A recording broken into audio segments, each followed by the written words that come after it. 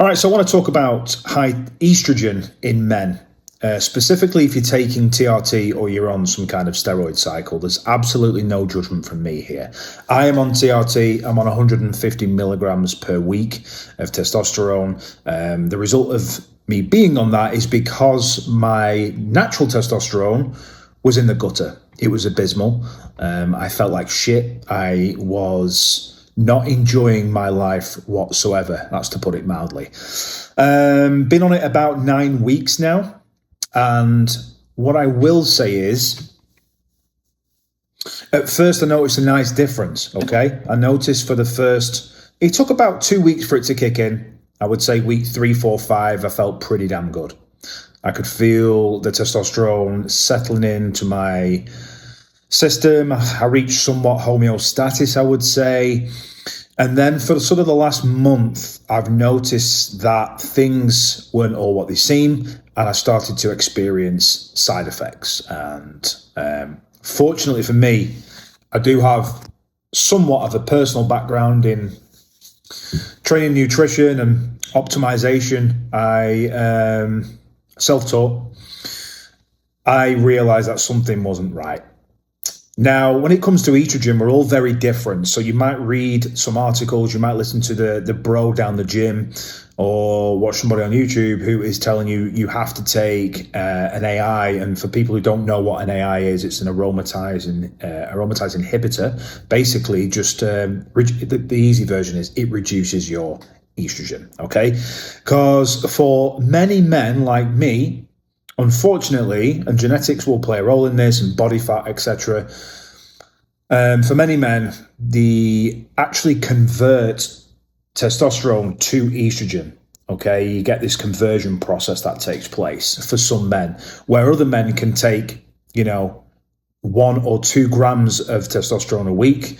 In other language, that would be 1,000 or 2,000 milligram of testosterone. That would be obviously someone who is taking it for more recreational purposes than therapeutic purposes. But either way, they don't convert any or very little of their testosterone to estrogen in terms of them having any negative side effects. But for me, unfortunately, I'm in the former camp. Doesn't take much for me.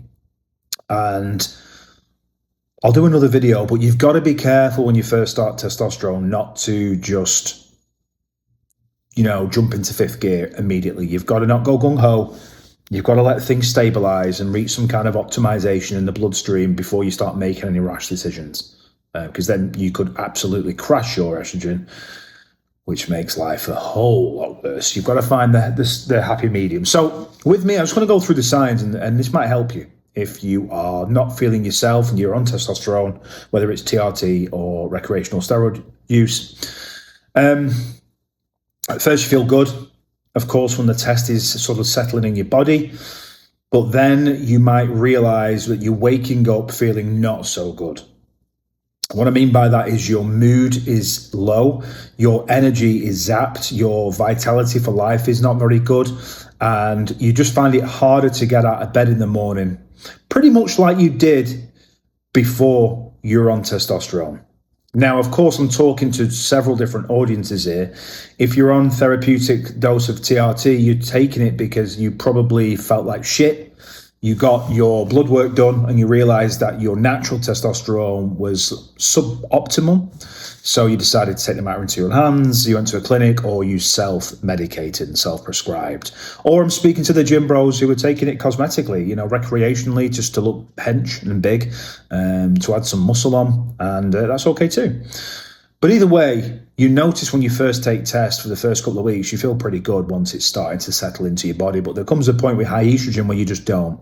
I can speak from my experience. Because I had low testosterone, I felt fucking horrendous in the mornings. Getting up was just, it would take me like an hour. I'm not even joking.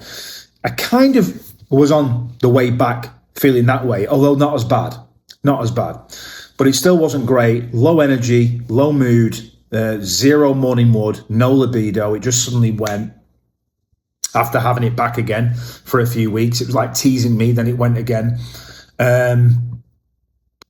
Very irritable, very moody, judgmental, argumentative, angry, passive was a big one, very cold-hearted, and very distant and dismissive as well, especially with my wife. I kind of didn't want to, I felt emotionally closed off, and I knew that I was being tinkered with in my brain and my hormones, so I took the matter into my own hands. So those are just some of the side effects. Now, it will affect everybody differently. Some people have a lot. I also was getting more water retention as well. I'm still actually losing a bit more of it now after I've introduced an AI into my body about 5 days ago now. But the water builds up before it goes back down again. So I'm still holding some of my face and my hands and things, but that's okay. It will go. But you've got to get the sweet spot when it comes to estrogen management and testosterone ratio management. You've got to get it. You've got to find the sweet spot. And that's what most guys suffer with, because most guys are just uneducated.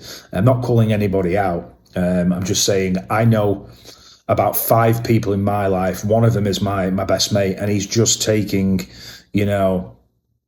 testosterone every week, getting no blood work done. And I know he is someone who aromatizes very, very easily, because as a teenager, he got like bitch tits, right? And he already had gynecomastia as a teenager, which means he is a fucking textbook candidate for developing more estrogenic side effects as an adult. And he's like 42, the same age as me. So you can't really ignore it. If you're feeling shitty, irritable, snappy, moody, some people say, oh, it's the testosterone, bro. I mean, if you're a dick anyway, you're going to be more of a dick on high levels of testosterone. If you're on a moderate dose or a therapeutic dose, you shouldn't be turning into a fucking arsehole. But it differs for everybody. But you've got to just don't think it's the test or the gear. You've got to actually assess if it is your estrogen levels, because it will literally make you moody. It will make you irritable. It will make you snappy. You won't be able to sleep very much. You'll have insomnia. You'll be waking up at 2 or 3, 4 in the morning with this terror running through your body. You'll be full of anxiety and dread. Your heart rate will speed up. Your mind won't switch off. You'll get old nostalgic thoughts and triggers and wounds that come to the surface from memories that you thought were healed, but clearly they've not been. You'll have some really fucking fucked up thoughts at times, honestly. And it's different for everybody.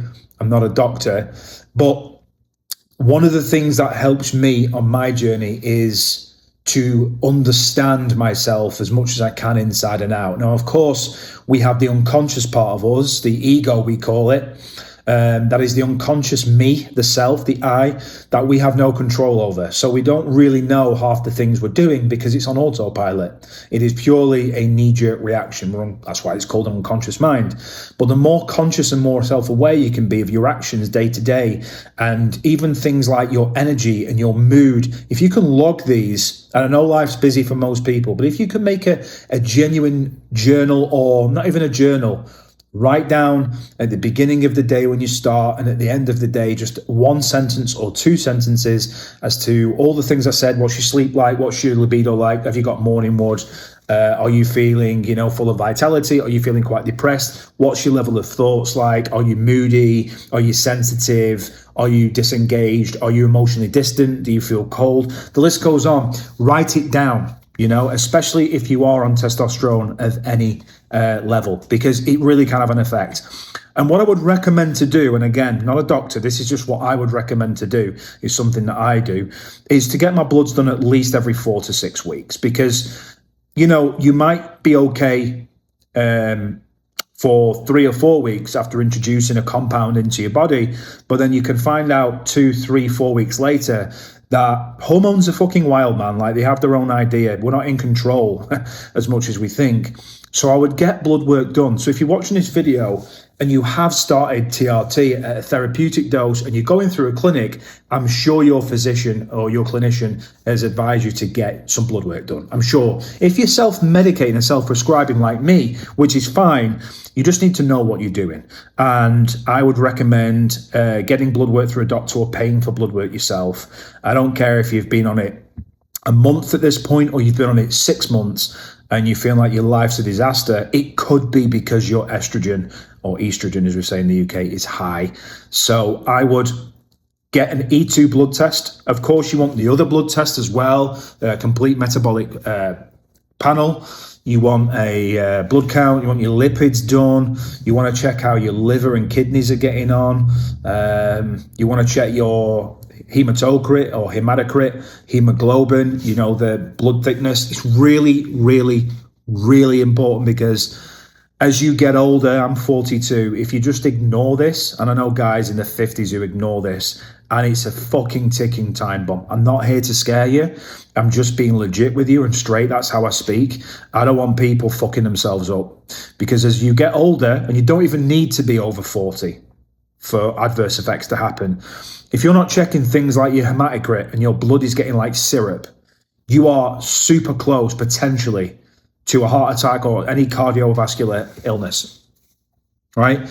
Or a stroke or something like that. Like I said, I've got a very, very close friend of mine who I've known for 35 years. He's taking testosterone. He doesn't even know the amount he's taking. His diet is not very good, to say the least. His training is subpar. His sleep is poor, from what I know. And he does get no blood work done. You know, he doesn't check anything. And I can guarantee this is the same guy who had gynecomastia as a teenager. He aromatizes very, very quickly, and he's not getting blood work done. And he will be walking around with high estrogen levels. I can categorically state that. So get it done. It's super cheap if you're paying for it yourself. It's about 35, 40 bucks if you're in the US. It's not much at all. But if you've got a clinician or a physician in a clinic, I would absolutely advise to get it done. If you've got any questions, feel free to comment in the comment section below. We can dive a bit deeper. I'm conscious of the video length. I don't want to bore people to death. And no, that picture in the background is not mine. I don't live in this place. This is an Airbnb. I am renting. I'll catch you on the next one. Loads more videos to come. I'll share personal experiences, and I'll also share educational videos as well about things that I do that could help you on your training, nutrition, and hormone optimizing journey. Take care.